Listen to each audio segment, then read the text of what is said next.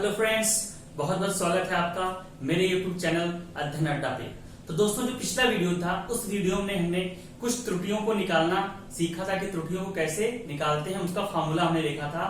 लेकिन आज जो हम करेंगे बेटा, आज हम एक प्रश्न सॉल्व करके देखेंगे जिससे सारी चीजें क्लियर हो जाएंगी कि त्रुटियों को कैसे हम निकालते हैं और उनके प्रश्न को कैसे हल करते हैं। तो चलिए चलते हैं, प्रश्न को सॉल्व करते हैं। देखिए बेटा, यहाँ क्वेश्चन लिखा हुआ है कि सरल लोलक के प्रयोग में सरल लोलक के दोलन काल के लिए ज्ञात किए गए क्रमित मापनों के पाठ्यांक क्रमशः 2.63, 2.56, 2.42, 2.71 तथा 2.80 सेकंड हैं।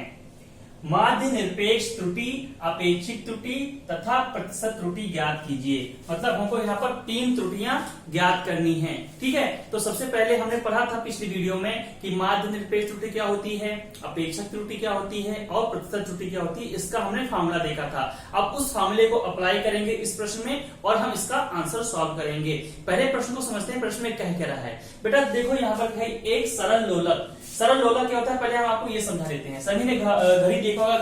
घड़ी में एक दोलन करने वाला ऐसे घूमता रहता है। आप सबने देखा होगा टाइम के अनुसार, तो घंटा टन टन बजता है, तो सुना होगा जब 1 घंटा पूरा हो जाए तो ऐसे बजता है। तो वो हमेशा घूमता रहता है, दोलन करता रहता है। तो वही दोलन जो करता रहता है बेटा, उसी को कहते हैं बेटा क्या, लोलक। तो इसको जब हम फिगर से दिखाएं तो ये हमारा कोई हो गया दोलक, लोलक हो गया, जो बेटा क्या ये घूमता है, ऐसे जाता है इधर और फिर यहाँ से लौट के फिर इधर जाता है और यहाँ से फिर इधर जाता है, फिर लौट के आता है इधर और इधर जाता है। तो ये हो गया हमारा लोलक। तो जो प्रश्न कह रहा है कि कोई सरल लोलक है और इसका दोलन काल का बेटा, दोलन काल कहाँ जोड़ेंगे, जहां से चलेगा वहीं पे वापस आ जाए, उसको दोलन काल कहते हैं। फॉर एग्जाम्पल बेटा, ये यहाँ पे था, शुरू में यहीं पे था, मान लिया कि यहाँ पे था, यहाँ से ये चला और ये गया बेटा यहाँ पर गया, ऐसे गया, यहाँ पे गया, यहां तक पहुंचा, फिर यहां से रिटर्न होकर फिर वापस आ गया और फिर होके यहां गया। ठीक है, और यहां जाने के बाद फिर रिटर्न होके फिर वो उसी जगह आ जाए जहां से चला था।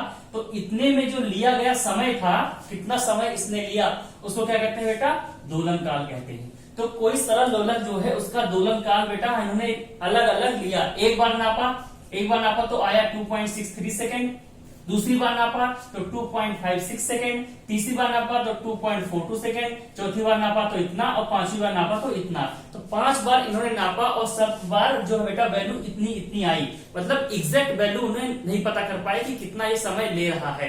तो इस कंडीशन में बेटा अब क्या करेंगे कि इसमें ऑटोमेटिक त्रुटि आ रही है। अगर त्रुटि ना आती तो एग्जैक्ट वैल्यू हर बार आती कि इतनी आ रही है, लेकिन वैल्यू सब बार अलग आ रही है। मतलब कि इसमें जो हम मापन कर रहे हैं वो सटीक मापन नहीं हो रहा है, कुछ त्रुटि आ रही है सब मापन में। तो अब बेटा उन त्रुटियों को कैसे हम निकालेंगे, वही चीज हम यहाँ पर शो करते हैं। चलो, हमने कहा कि इनका सबका नाम हम दे देते हैं। हमने कहा चलो ये सब जो वैल्यूज हैं इसको हम टी से कह देते हैं कि टी से कुछ वैल्यू को शो करते हैं। हमने कहा यहाँ पर जो टी मतलब समय है बेटा, तो टी से समय होता है, तो टी से हमने कहा जो T1 है, यानी जो पहला दोलन काल है बेटा कितना है, ये हमारा हो गया 2.63 सेकेंड, ये हो गया हमारा।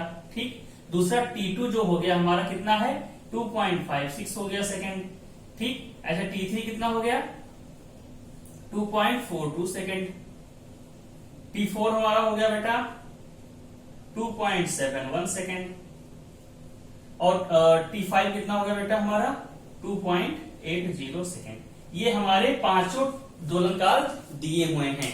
अब जो हमने आपको बताया था कि जब हम त्रुटि निकालते हैं तो आपको पिछली वीडियो बताया था, मैंने A1 लिया था, A2 लिया था, A3 लिया था, ये एक तरह का ये T1 लिया, यहाँ पर T2 लिया है, वही चीज बस इसको T से शो किया गया है। वहां पर हमने A से लिया था कोई नंबर को, तो यहाँ पर समय तो समय हमने T शो किया। तो T1, T2, T3, T4, T5 ये हमारे क्या हो गए बेटा, दोलन काल हो गए।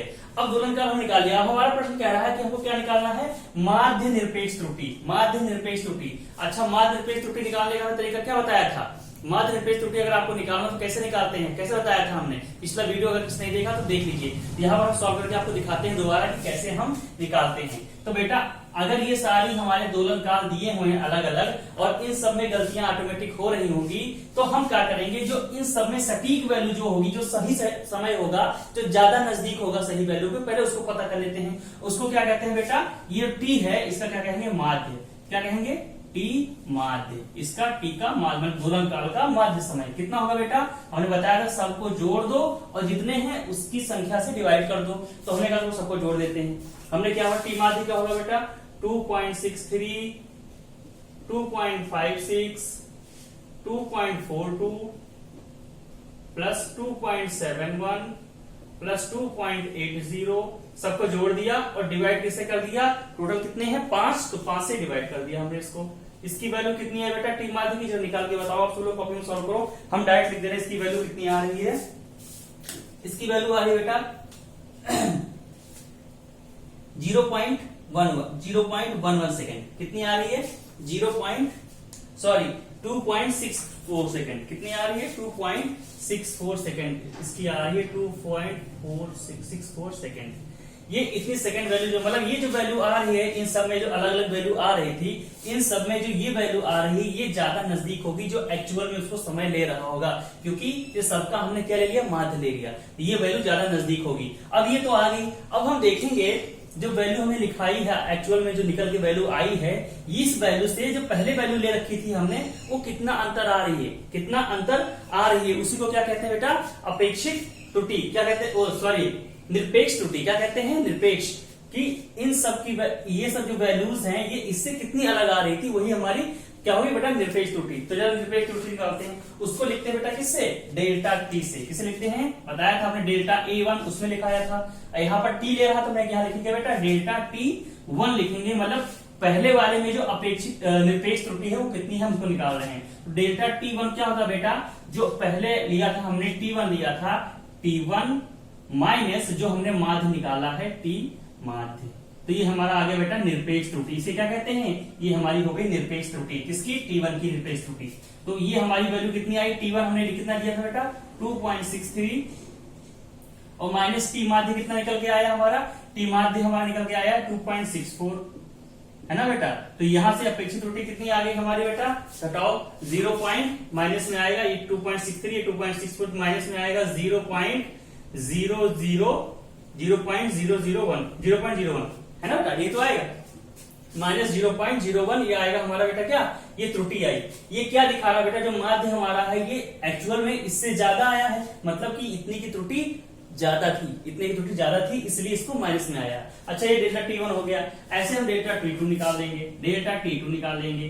डेल्टा T2 की वैल्यू कितनी आएगी बेटा, T2 माइनस T माध्य। आप लोग सारी वैल्यू निकालेंगे अपने आप, ठीक है बेटा। डेल्टा T2 निकालेंगे, डेल्टा T3 निकालेंगे, ठीक है, T3 निकालेंगे और ये T माध्य करके, और यहाँ डेल्टा T4 निकालेंगे और डेल्टा T5 निकालेंगे। ये वैल्यूज आपको निकालनी है, ये आपको करना है, ठीक है। मैं यहाँ डायरेक्ट इसका आंसर लिख दे रहा हूँ, कितना कितना आंसर आ रहा है, जिससे कि क्वेश्चंस वीडियो ज्यादा लंबा ना हो, क्वेश्चंस भी हो जाए, ठीक। तो मैं जरा निकाल देता हूँ। डेल्टा T1 की वैल्यू आ रही है 0.01 सेकेंड, ठीक है। दूसरे की वैल्यू हमारी आ रही है 0.06, इसकी वैल्यू हमारी आ रही है 0 माइनस का 0.20 सेकेंड, ठीक। नेक्स्ट वैल्यू हमारी आ रही है, अच्छा इसमें कुछ गलती हुई क्या, डेल्टा T1 माइनस 2.64, 2.63, अच्छा 624, ओके। ये यहाँ पे बेटा थोड़ी सी गलती हुई, ये 2.624 आएगा, इसको आप चेक कर लो, ये आएगा 2.624, इसलिए बेटा जो वैल्यू हमारी यहाँ पर थोड़ी सी गलत हो गई है। तो 2.63 में 2.624 घटाएंगे, 2.624 या 62 लेते हैं, 62 ले लेते हैं, 2 तक 62। तो ये वैल्यू कितनी है बेटा, प्लस में 0.01 आएगी। यहाँ थोड़ी सी गलती हुई, आप सही कर लेना, ये 0.624 आ रहा था, ठीक। यहाँ पर आया हमारा 0.026, ऐसे ही हम 4 का निकालेंगे तो कितना आएगा बेटा 0.09, और जो T5 निकालेंगे कितना आएगा बेटा 0.18 सेकेंड, 0.18 सेकेंड ये आ गया। तो ये वैल्यू जो हमारी आई है ये क्या है बेटा, निरपेक्ष त्रुटि। ये T1 की निरपेक्ष त्रुटि, ये T2 की, ये T3 की, ये T4 की, ये T5 की, सबकी निरपेक्ष त्रुटि। लेकिन हमको क्या पूछा बेटा, माध्य निरपेक्ष त्रुटि। हमें निरपेक्ष त्रुटि नहीं निकालनी है, माध्य निरपेक्ष त्रुटि। तो माध्य क्या होता बेटा, जितनी निरपेक्ष त्रुटियां आई हैं इन सबको जोड़ के और डिवाइड में जितनी संख्या उससे भाग कर दो। तो बेटा क्या किया हमने, delta T1 plus delta T2 plus delta T3 plus delta T4 और प्लस डेल्टा T5 सबको जोड़ के और नीचे 5 से भाग कर देंगे, 5 संख्या है तो भाग करेंगे बेटा, तो कितना आंसर आएगा आप लोग अपने आप को करेंगे। मैं डायरेक्ट आंसर लिख रहा हूं, इसका आंसर आएगा बेटा 0.11 सेकेंड, 0.11 सेकेंड। 0.11 सेकेंड। तो ये जो बेटा निकल के आया ना बेटा, ये क्या है हमारा डेल्टा टी का मीन, यानी डेल्टा टी का क्या है बेटा, ये माध्य है। डेल्टा टी का माध्य जो हमको निकालना था प्रश्न में, डेल्टा टी का माध्य हमारा निकल के आ गया बेटा, ये माध्य निरपेक्ष त्रुटि। यानी ये डेल्टा टी का दिखा रहा है बेटा निरपेक्ष त्रुटि, और डेल्टा टी माध्य निकालना है तो बेटा क्या निकल गया 0.11 सेकेंड। तो ये हमारा निकल गया माध्य निरपेक्ष त्रुटि। अब हम बात करते हैं दूसरे त्रुटि के बारे में। दूसरी पता करनी है बेटा अपेक्षित त्रुटि। अपेक्षित त्रुटि क्या होती है जरा इसको एक बार देखते हैं। उसके पहले बेटा अपेक्षित त्रुटि और प्रतिशत त्रुटि जो भी देख रहे हैं, इसके पहले जरा हम इसको माध्य निरपेक्ष त्रुटि जो भी पढ़ी है इसके बारे में थोड़ी सी नॉलेज और लेते हैं। बेटा अगर हम इसकी बात करें माध्य निरपेक्ष त्रुटि जो हमने निकाली है वैल्यू, ये क्या निकला बेटा टी का माध्य, मतलब जो असली वाली वैल्यू उसके ज्यादा नजदीक है। ठीक है बेटा, डेल्टा टी माध्य क्या दिखा रहा है, जो असली समय रहा होगा उसके ज्यादा नजदीक समय दिखा रहा है। और डेल्टा टी माध्य क्या दिखा रहा बेटा, जो सब में अलग अलग गलतियां हो रही थी, जो सब में अलग अलग गलतियां हो रही थी, उन गलतियों का भी माध्य है। उन गलतियों का माध्य मतलब जो गलतियां हो रही थी उस गलती में सटीक गलती है वो बेटा कौन सी होगी बेटा डेल्टा टी माध्य। सटीक गलती कैसे, मतलब उसका माध्य ले लिया हमने, तो माध्य इन सबका जब माध्य लिया तो दिखाया गलतियों में जो सबसे सटीक गलती हो रही है वो बेटा क्या है डेल्टा टी माध्य। अब कुछ बात समझ में आया, जो असली वैल्यू है उसके नजदीक वैल्यू ये है और जो सटीक गलती हो रही है वो वैल्यू ये है। तो कुल मिला के जो असली वैल्यू इसकी टी की रही होगी, दोलन काल की रही होगी, अब उसको कुछ हम इस तरह ले सकते हैं। वो टी क्या रहा होगा बेटा, टी रहा होगा जो वैल्यू हमने निकाली जो उससे नजदीक है कितनी बेटा 2.62। अभी हम दो अंक लेते हैं, 4 हटा देते हैं। 2.62 ये असली वैल्यू के ज्यादा नजदीक है और उसमें गलती कितनी हो रही है, अभी हमको पता है कि यही सबसे सही गलती हो रही है। मतलब कि इसको जोड़ घटा अगर दें हम, प्लस माइनस कर दें, कौन सी बेटा गलती को 0.11 को कर दें, तो ये वाली जो वैल्यू हमारी होगी ये वैल्यू ऐसी होगी जो बिल्कुल लगभग दोलन काल के समय के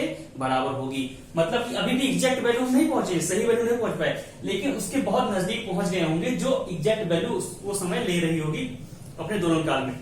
ठीक है बेटा, तो ये टी क्या दिखा रहा है 2.62 प्लस माइनस 0.11 सेकेंड, ये समय हमारा है दोलन काल का सबसे सटीक समय या उसके बहुत नजदीक समय। बेटा यहाँ प्लस माइनस क्यों लिया, हो सकता है इस वैल्यू से ये 0.11 कम हो जाए और यह हो सकता है 2.62 0.11 ज्यादा हो जाए, इसी के बीच में वो बेटा जो इसकी वैल्यू होगी इसी के बीच में रहेगी। मतलब इसमें से 0.11 घटा दो 2.62 में से और यह 2.62 में 0.11 ऐड कर दो, जो संख्याएं आएंगी उन्हीं के बीच में ही इसका दोलन काल होगा। ये हमको यहाँ पर ये शो हो रहा है। तो बेटा यहाँ से एक चीज समझ में आ गई कि हाँ हम टी माध्य निकाल लें और डेल्टा टी माध्य निकाल लें तो वहां से उसके दोलन काल के बहुत नजदीक हम पहुंच सकते हैं। अब बात करते हैं नेक्स्ट बात की, जो हमको पढ़ना था बेटा दूसरा क्या निकालना था, हमें दूसरा निकालना था अपेक्षित त्रुटि निकालना था। तो अपेक्षित त्रुटि का फॉर्मूला हमने बताया था आप लोग को, क्या होता है अपेक्षित त्रुटि, जब हमने आपको पढ़ाया था तो क्या होता है अपेक्षित त्रुटि होता है हमारा बेटा, अपेक्षित त्रुटि होता है, उसमें हमने कहा था डेल्टा ए माध्य, प्रश्न पिछले वीडियो में डेल्टा ए माध्य अपॉन ए माध्य यही कहा था, लेकिन यहाँ पर हम टी लेकर चल रहे हैं तो क्या कहेंगे बेटा डेल्टा टी का माध्य और बटे टी का माध्य, ये होता है हमारा अपेक्षित त्रुटि। इनकी वैल्यू क्या हो बेटा, डेल्टा टी माध्य कितने आ रहा है 0.11 और टी माध्य हमने कितना लिया बेटा 2.62। जरा इसको कैलकुलेट बताइए कितना होगा इसका वैल्यू, इसकी वैल्यू कितनी होगी, हम डायरेक्ट लिख दे रहे हैं, चलिए इसे कैलकुलेट कर लेते हैं। 0.11 डिवाइड बाय 2.62, इसकी जो वैल्यू बेटा आ रही है 0.04, ये हो गया बेटा क्या अपेक्षित त्रुटि हो गई। 0.11 डिवाइड बाय 2.62, 0.04 ये बेटा हो गई हमारी अपेक्षित त्रुटि। नेक्स्ट क्या निकालना है बेटा प्रतिशत त्रुटि, क्या निकालना है, हमने निकाल लिया बेटा माध्य निरपेक्ष त्रुटि, दूसरा निकाल लिया अपेक्षित त्रुटि, अब तीसरा निकालना है प्रतिशत त्रुटि। प्रतिशत त्रुटि हमने क्या बताया था, कुछ नहीं होता है, इसको खाली गुणा 100 कर दो, है ना बेटा। तो प्रतिशत त्रुटि क्या होगा बेटा, प्रतिशत त्रुटि जो ये आया है इसको गुणा कर 100 कर दो, मतलब कि 0.04 जो आया इसको गुणे 100 कर दो, तो 100 हमने किया तो क्या होगा बेटा 4, कितना 4 होगा, तो इसको प्रतिशत लिखा है तो बेटा क्या होगा 4% की हमारी क्या होगी बेटा, ये हमारी प्रतिशत त्रुटि होगी, क्या होगी प्रतिशत त्रुटि। तो यहाँ से चीजें हमने क्वेश्चन को पूरी तरह सॉल्व कर लिया कि इसमें जो हमको निकालना था माध्य निरपेक्ष त्रुटि, उसकी वैल्यू कितनी है बेटा माध्य निरपेक्ष त्रुटि की, वो हमारी माध्य निरपेक्ष त्रुटि वैल्यू वो है 0.11 सेकेंड, और उसके बाद अपेक्षित त्रुटि कितनी होगी हमारे बेटा, वही त्रुटि हमारी ये हो गई और प्रतिशत त्रुटि हमारी ये हो गई। तो यहाँ से हमने निकाल लिया कि इन तीनों वैल्यू को कैसे निकालते हैं। तो आपको मैंने न्यूमेरिकल करके भी दिखा दिया कि त्रुटियों को कैसे निकालते हैं, थ्योरी भी मैंने आपको कल वीडियो में पढ़ा दी थी। यहाँ से हमें लगता है कि आप लोग को बहुत सारी चीजें क्लियर हो गई होंगी। फिर भी अगर कोई डाउट हो, कोई क्वेश्चन हो, कोई कंफ्यूजन हो तो एक बार वीडियो को पुनः देखिए, दोबारा देखिए, फिर ना समझ में आए, फिर भी ना समझ में आए तो हम तो है ही, हमसे क्वेश्चन करिए, कहीं पे भी आप क्वेश्चन पूछ सकते हैं। चाहे आप मुझको मैसेज कर सकते हैं, व्हाट्सएप में मैसेज कर सकते हैं, वहां से भी आपको क्वेश्चन का आंसर मिल जाएगा। तो अब बात करते हैं बेटा नेक्स्ट टॉपिक की। अब जो हमको पढ़ना है वो क्या है, त्रुटियों का संयोजन। संयोजन क्या होता है, अगर हमारे पास दो वैल्यूज हैं, अगर उन वैल्यूज को जिसमें त्रुटियां भी हैं, उन वैल्यूज को अगर हमको जोड़ना हो, घटाना हो, गुणा करना हो या भाग करना हो तो हम कैसे करते हैं, ये हमको दिखाता है संयोजन के माध्यम से। ठीक है बेटा, तो जरा हम उनको देखते हैं कि कैसे संयोजन दो त्रुटियों का करते हैं। अभी हमने पिछले कुछ दिन में क्वेश्चन किया था एक बेटा, उसमें हमने कहा था कि जब हमने दोलनकाल निकाला था टी बराबर क्या आया था बेटा, टी बराबर कुछ वैल्यू आई थी यहाँ पे और प्लस माइनस करके यहाँ पे कुछ वैल्यू आई थी। यानी कि अगर दोलनकाल में निकाला था बेटा कुछ इस रूप में हमारा आया था, जिसमें ये क्या थी बेटे, हमारी त्रुटियां थी और ये थी वो वैल्यू जो ज्यादा उसके नजदीक थी। अब इसी तरह की अगर दो वैल्यूज आ जाएं, दो वैल्यूज आ जाएं, फॉर एग्जाम्पल हमने कहा एक हम लेते हैं ए और बी, हमने कहा बेटा एक लेते हैं ए और बी, ए और बी, ए और बी। ए को हम लिखते हैं बेटा क्या, उसी रूप में लिखना चाहे तो क्या, ए प्लस माइनस डेल्टा ए लिख सकते हैं, और बी को लिख सकते हैं क्या बेटा, B plus minus delta B लिख सकते हैं। अगर हमने कहा बेटा इन ए और बी को जोड़ दो, ए और बी को जोड़ के बताओ कि क्या उत्तर आएगा, तो मतलब कि ऑटोमेटिक ए और बी को जोड़ने का मतलब क्या बेटा, हम इसको जोड़ रहे हैं, ये तो जोड़ रहे हैं ना। तो अगर हम पहले बात करें किसके बेटा, जोड़ने की बात करें, त्रुटियों को समझने में पहले जोड़ना की बात करें, जोड़ना अगर हमको हो तो जोड़ेंगे कैसे, कैसे जोड़ेंगे। हमने कहा बेटा कि चलो हम इनको दोनों जोड़ते हैं। हमने कहा कि इनको अगर ए और बी को जोड़ दें, ए और बी को जोड़ दें तो जो उत्तर मिलेगा, हमने कहा उसको कहा जेड। क्या कहा बेटा, जेड। ए और बी को जोड़ने में जो उत्तर मिलेगा जेड, और जेड जो आएगा बेटा वो भी ऑटोमेटिक किसमें होगा बेटा, जो भी जेड आएगा वो भी इसी रूप में होगा। जेड जो होगा वो कैसे होगा बेटा, जो जेड होगा वो आएगा किसके, Z plus minus delta Z के रूप में ये भी आएगा, क्योंकि भैया जब इस तरह दो चीज जोड़ रहे हैं तो जो उत्तर आएगा वो भी इस तरह रूप में आएगा, है ना, आएगा नहीं आएगा। तो हमने कहा a बराबर a plus minus delta a और b प्लस डेल्टा b बराबर b plus minus delta b, इन दोनों को अगर जोड़ना हो तो उत्तर हमारा किस रूप में आएगा, z plus minus delta z के बराबर आएगा। जरा इसको हम अब रख के यहाँ पर देखते हैं, हमको z बराबर a प्लस b ज्ञात करना है। तो हमने कहा भैया सबकी वैल्यू ऊपर रख दो, z बराबर क्या होगा बेटा, delta z plus minus delta z, इसकी जगह हो गया a की वैल्यू कितनी आ गई, a plus minus delta a, ये एक वैल्यू हो गई, और क्योंकि हमको जोड़ना है तो यहाँ प्लस लगाया, और b की वैल्यू कितनी होगी बेटा, b plus minus delta b, है ना, कोई दिक्कत यहाँ तक। तो अब आगे देख लेते हैं बेटा, यहाँ पर क्या आया, ब्रैकेट खोल लेते हैं, a plus minus delta a plus b plus minus delta b, है ना बेटा, इसको कर दिया।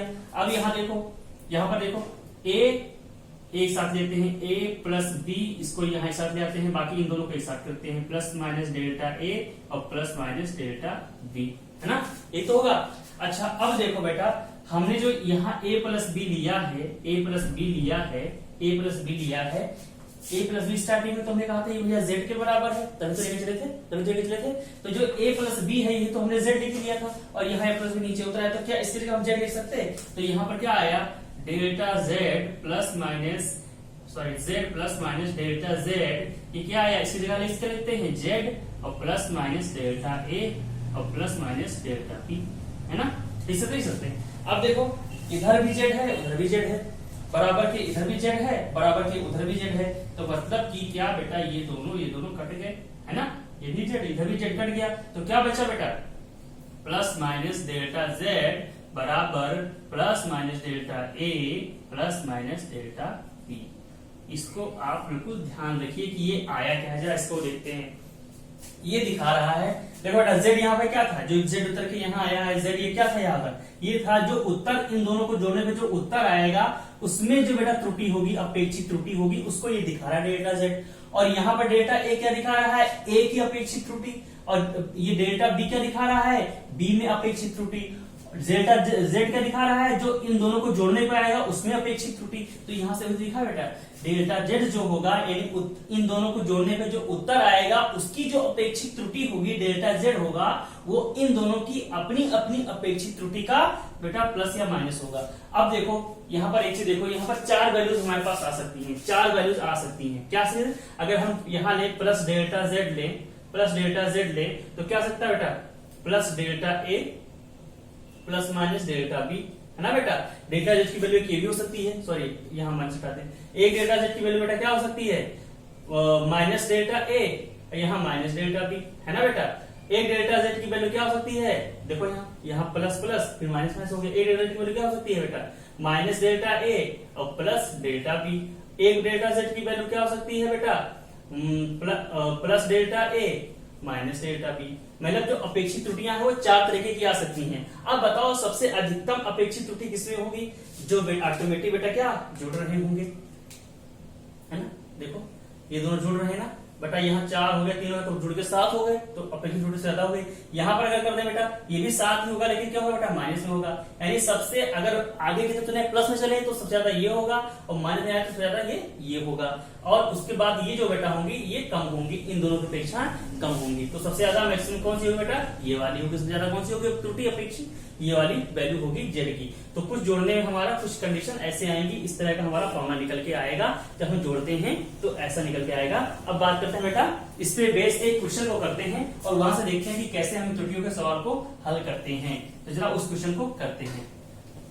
तो अब जोड़ने का जो हमने तरीका सीखा है उसको इस प्रश्न के माध्यम से समझते हैं। पहले प्रश्न को पढ़ते हैं। प्रश्न क्या रहा है, 2 छड़ों की लंबाई क्रमशः 3.61 प्लस माइनस 0.2 सेंटीमीटर तथा 1.12 प्लस माइनस 0.1 सेंटीमीटर मापी गई। ठीक, उनकी संयुक्त लंबाई ज्ञात कीजिए। मतलब कि 2 छड़े हैं जिनकी अलग अलग लंबाई दी हुई है, हमको जोड़ के बताना है, संयुक्त करके बताना है कि उनकी टोटल लंबाई कितनी होगी। ठीक है, तो वो सिंपल क्वेश्चन है, मतलब कि दोनों को हमको जोड़ना ही है, मतलब जो हमने पढ़ाया है वही वाला करना है। ठीक, अब हमने बताया था उसमें आप देखिए कि जो हमारी डेल्टा जेड हमने निकाला था बेटा क्या आया था डेल्टा ए और प्लस माइनस डेल्टा बी आया था। यही तो आया था हमने अपेक्षित त्रुटि जो हमारी थी उसमें, यानी कि जो उत्तर वाली त्रुटि होती है अगर 2 को जोड़ना हो तो जो उत्तर वाली अपेक्षित त्रुटि होती है वो दोनों के जिनको जोड़ रहे हैं उनकी दोनों अपेक्षित त्रुटियों के योग या घटाव के बराबर होती है। लेकिन हमने कहा था कि सबसे अधिकतम त्रुटि कहाँ होती है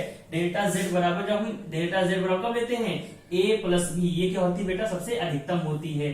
तो सबसे अधिकतम वालों को लेके ही हम चलते हैं। तो हमने कहा क्योंकि अधिकतम लेंगे तो हमको बताता है कि मैक्सिमम इतनी त्रुटि हो सकती है, इससे कम नहीं हो सकती। तो वो एक जो परास है उसकी रेंज है उसको हम पता कर सकते हैं, इसलिए हम अधिकतम को लेके चलते हैं। तो बेटा इसमें देखो, इस प्रश्न में देखो एक एल ये है एक एल ये है, दोनों को हमें जोड़ना है। तो हमने कहा भैया यहाँ पर हमने मान लिया L1 इसको दे दिया नाम। L1 कितना है 3.61 प्लस माइनस 0.2 सेंटीमीटर। दूसरा क्या बेटा L2 है, इसकी वैल्यू कितनी है 1.12 प्लस माइनस 0.1 सेंटीमीटर। अब हमको जोड़ना है तो हमको जोड़ के निकालना है क्या L1 और प्लस L2 का मान कितना होगा ये हमको निकालना है। मतलब कि हमको 3.61 प्लस माइनस 0.2 में जोड़ना है क्या बेटा, क्या जोड़ना है 1.12 प्लस माइनस 0.1। अब देखो अगर हम जोड़ने बात करें तो अगर जोड़ना हो तो इनको और इनको आसानी से हम जोड़ सकते हैं, सीधा हम जो मेथड अपना लगाते हैं जोड़ने का मेथड लगाते हैं। लेकिन जोड़ने की दिक्कत कहाँ बेटा, जो इसकी अपेक्षित त्रुटि है इसको अगर इसमें जोड़ना हो तो हमारी दिक्कत हो जाएगी। तो अपेक्षित त्रुटि को जोड़ने के लिए तो हमने फॉर्मूला निकाला था कि अपेक्षित त्रुटि कितनी होती है, दोनों की त्रुटियों के योग के बराबर होती है। तो मतलब इसका जो वैल्यू होगी बेटा इसको कह सकते हैं 3.61 प्लस 1.12, इसको तो हम डायरेक्ट जोड़ सकते हैं। ठीक है बेटा, इसको तो डायरेक्ट जोड़ सकते हैं। और प्लस माइनस जो लगाएंगे तो त्रुटियां कैसे जुड़ेंगी, त्रुटियां कैसे जुड़ती है बेटा सीधे आपस में जुड़ जाती हैं जब हम जोड़ बात करते हैं। यानी कि यहाँ पर कितना है बेटा 0.2 और प्लस 0.1, ये जो वैल्यू निकल के आएगी बेटा क्या होगी ये एल की लंबाई होगी। जब इसको सॉल्व कर लेते हैं तो इसकी वैल्यू हमारी कितनी आई 3.61 प्लस 0.2, इतनी कितना हो गया बेटा 0.2 है तो 3.81, कितना हो गया 3.81 और प्लस माइनस लगा दिया। और यहाँ पे देखो त्रुटियां जुड़ गई हमारी बेटा क्या 0.2 प्लस 0.3 तो 0.3, तो ये जो वैल्यू हमारी निकल के आएगी 3.81 प्लस माइनस 0.3, ये हमारी हो गई की संयुक्त लंबाई, यानी L बराबर हमारा कितना आ गया 3.81 प्लस माइनस 0.3 सेंटीमीटर। ये इस प्रश्न को हम ऐसे हल करेंगे। मतलब कि मेरे कहने का मतलब यहाँ है कि जब भी जोड़ने का तरीका आएगा तो क्या जो सीधा नंबर दिया है उन दोनों को जोड़ देंगे और बाकी जो त्रुटियों हैं उसको प्लस माइनस लगा के जोड़ेंगे, प्लस माइनस लगा के त्रुटियों को जोड़ेंगे जब जोड़ने का केस हो। तो अब हम बात करेंगे बेटा घटाने का केस, जब हम दो त्रुटियों को घटाना पड़े हमें तो क्या करना पड़ेगा, जो उसको एक बार देख लेते हैं। अब दूसरा जो पढ़ते हैं हम त्रुटियों का बेटा क्या व्यकलन, क्या पढ़ते हैं व्यकलन। पहला जो हमने पढ़ा अवकलन यानी जोड़ना, दूसरा पढ़ेंगे व्यकलन यानी घटाना, त्रुटियों को जब घटाना में पड़ जाए। तो हमने कहा अब जो सेकंड में पढ़ने जा रहे हैं बेटा क्या, वो क्या है व्यकलन। क्या है व्यकलन यानी कि क्या घटाना। पहला वाला हमने क्या पढ़ा था अवकलन, अवकलन मीन्स जोड़ना। अब घटाने की बात करते हैं। हमने कहा फिर वही करते हैं, हमने कहा कोई एक हमारी ये ऐसी वैल्यू है जो है क्या बेटा a plus minus delta a के रूप में लिखी है। दूसरी वैल्यू हमारी क्या बेटा b, जो क्या लिखी है b plus minus delta b के रूप में लिखी हुई है। इन दोनों को हमको घटाना है। हमने कहा कि भैया इन दोनों को घटाने पे कुछ z आएगा, z बराबर क्या होगा a माइनस b, a में से b को घटाएंगे तो उत्तर हमारा क्या आएगा z आएगा। और z जो हमारा आएगा z भी कुछ इसी रूप में ही होगा, किस तरीके से बेटा z plus minus delta z के रूप में होगा। ठीक, आगे चलो करते हैं। हमने कहा a की जगह लिख दिया क्या होगा a plus minus delta a, ठीक, माइनस क्या होगा b plus minus delta b। ठीक, इसको हल करते हैं a plus minus delta a minus b और बेटा देखो यहाँ ब्रैकेट का माइनस है तो जब अंदर जाएगा तो चिन्ह कैसा होगा बेटा माइनस प्लस का ऊपर क्या हो जाएगा माइनस हो जाएगा, माइनस प्लस का ऊपर क्या हो जाएगा माइनस, और माइनस माइनस के नीचे क्या होगा बेटा प्लस हो जाएगा। सभी लोग जानते हैं। अब लिख दो आगे बेटा क्या हो गया डेल्टा बी। बस यही आपको थोड़ा सा अंतर करना है, इसको ध्यान रखना। अब देखो बेटा इसको एक साथ लिख देते हैं। हमने कहा a माइनस बी को एक साथ लिख लें, प्लस माइनस डेल्टा a और माइनस प्लस का डेल्टा b को एक साथ लिख लें। अब देखो जो यहाँ z हमने लिया था स्टार्टिंग में, ये हमारा z क्या है बेटा z plus minus delta z है। तो a माइनस बी जो हमने लिया बेटा a माइनस बी, ये भी तो z के बराबर है। तो हमने जो यहाँ पे लिया था z बराबर, इसके लिखते हैं z plus minus delta z plus minus delta z, यहाँ पे नीचे लिखेंगे जिसकी जगह आ जाएगा हमारा z plus minus delta a minus plus delta b। यहाँ पर भी हमारा क्या आएगा z plus minus delta z, यहाँ पर लिख सकते हैं इसके आगे। तो देखो बेटा यहाँ से z और यहाँ से z हमारा क्या हो गया कैंसिल हो गया, यहाँ से z और z हमारा कैंसिल हो गया। उत्तर क्या बचा बेटा डेल्टा z जो हमारा होगा ये क्या निकल के आया डेल्टा z बराबर plus minus delta a minus plus delta b।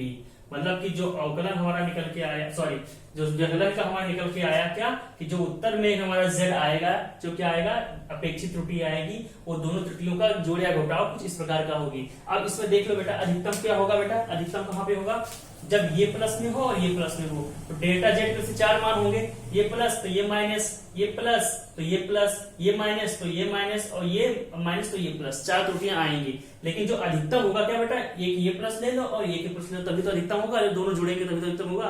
तो जो डेल्टा z का अधिकतम मान होगा बेटा क्या होगा डेल्टा a और प्लस डेल्टा b, यही होगा डेल्टा z का अधिकतम मान। और यही तो हमारा पहले वाले में भी आया था। मतलब कि जो दोनों के जो हम अपेक्षित त्रुटियां निकाल रहे हैं, चाहे प्लस में हो चाहे माइनस में, दोनों एक समान रहती हैं। चाहे प्लस को का हो या माइनस का, दोनों की अपेक्षित त्रुटियां समान रहती क्या रहती हैं a प्लस डेल्टा b ही रहती हैं अपेक्षित त्रुटियां। किसमें जब दोनों चीज को हम क्या करते हैं संयोजन करते हैं, दो त्रुटियों का संयोजन करते हैं। और अगर प्लस माइनस की केस है तो दोनों में क्या बेटा अपेक्षित त्रुटि क्या होती है, दोनों की अपनी अपनी अपेक्षित त्रुटियों के योग के बराबर होती है। तो यहाँ से हमको आपको यही समझाना था। तो यहाँ से आप आई थिंक आपको चीजें समझ में आ गई। इसका भी क्वेश्चन करते हैं और ज्यादा अच्छे से आपको चीजें समझ में आएंगी। तो इसका क्वेश्चन भी करके देखते हैं अभी।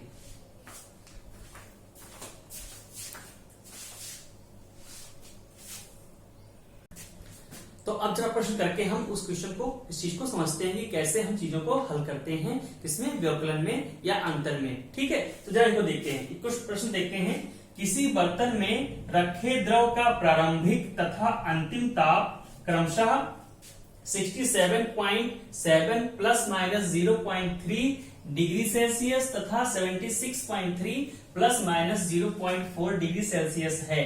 द्रव के ताप में वृद्धि ज्ञात कीजिए। मतलब कि क्वेश्चन यह बेटा कि पहले इतना ताप था, ठीक है, और बाद में इतना ताप हो गया, तो बताओ कितना ताप उसका बढ़ गया, कितना अंतर हुआ। तो ऑटोमेटिक जब हमें अंतर निकालना है तो ज्यादा में से कम को घटा देंगे, है ना। मतलब कि बाद में ये हो गया, पहले वो था तो इसमें से उसको घटा देंगे, वही इसका अंतर हो गया। तो बेटा जो वृद्धि हुई कितनी होगी बेटा, वृद्धि जो उसकी हुई वो कितनी होगी, वृद्धि बराबर 76.3 प्लस माइनस 0.4 में से घटा देंगे क्या, 67.7 प्लस माइनस 0.3 को घटा देंगे। ठीक है, अब हमने बताया है भैया घटा दे, जब घटाने का केस आता है तो जो अपेक्षित त्रुटियों होती हैं उनका योग हो जाता है घटाने के केस में। तो इसको तो हम कर लेंगे, डायरेक्ट घटा देंगे, लेकिन जो त्रुटियों का हम करेंगे बेटा वो क्या होगा, उनका योग हो जाएगा। तो मतलब कि इसका जो आंसर हमारा आएगा 76.3 और इसमें से घटा देंगे 67.7, ये तो एक हो गया ब्रैकेट में, और प्लस माइनस लगा देंगे, और जो त्रुटियां हैं इनका क्या होता है, हमेशा योग हो जाता है इसमें भी।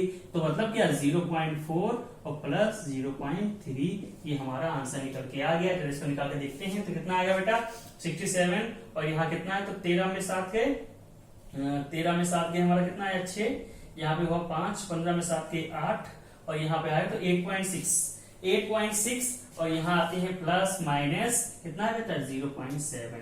तो वृद्धि जो हमारी निकल के आ गई, कितनी वृद्धि हुई ताप में, कितनी 8.6 प्लस माइनस 0.7 क्या बेटा डिग्री सेल्सियस की वृद्धि हमारी, इतने ताप की हमारी हो गई वृद्धि। तो क्वेश्चन अब आई थिंक आप लोग को थोड़ा थोड़ा क्लियर हो रहा होगा कि कैसे प्रश्न लगते हैं। दोनों ही विधियों में जो अपेक्षित त्रुटियां हैं वो बेटा क्या जुड़ती हैं, चाहे आप दोनों को जोड़ दें, समाकलन कर दें या अवकलन कर दें, दोनों ही केस में क्या होते हैं, अपेक्षित त्रुटियां बेटा जुड़ जाती हैं। और उसके अलावा जो ये वैल्यू है ये तो सीधा हम जोड़ घटा देते हैं, इसलिए कोई दिक्कत नहीं है। ठीक, तो आई थिंक अब इन प्रश्नों के माध्यम से आपको त्रुटियां थोड़ा थोड़ा समझ में आ रहा होगा। अब जो अगली क्लास होगी बेटा उसमें हम क्या देखेंगे, गुणा देखेंगे और भाग देखेंगे। हमने क्या देख लिया अभी यहाँ पर, समाकलन और अवकलन, सॉरी व्यकलन और समाकलन देख लिया हमने। ठीक है, अब हम देखेंगे बेटा क्या, इनका गुणा और भाग, ये भी देखेंगे अगले वीडियो में। तो आई थिंक आशा करता हूँ कि आप लोग को चीजें समझ में आ रही होंगी। फिर भी अगर आप लोग कोई दिक्कत है तो आप बिल्कुल मैसेज करिए, क्वेश्चन पूछिए, तभी हम आपको आंसर दे पाएंगे और आपके डाउट को क्लियर कर पाएंगे। तो मिलते हैं अगले वीडियो में, तब तक के लिए घर पे रहिए, सुरक्षित रहिए। ठीक है, ओके बाय।